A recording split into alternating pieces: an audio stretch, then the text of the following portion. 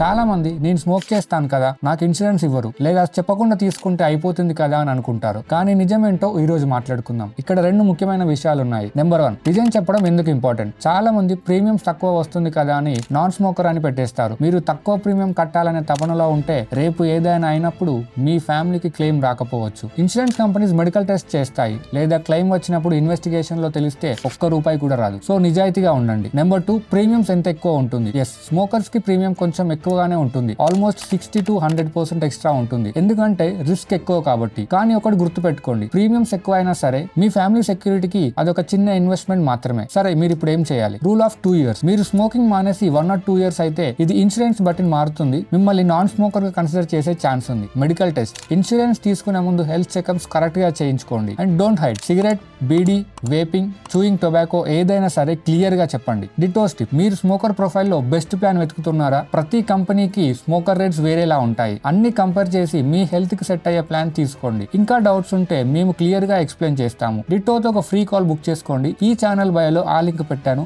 అక్కడ క్లిక్ చేసి మీ free call ను బుక్ చేసుకోండి.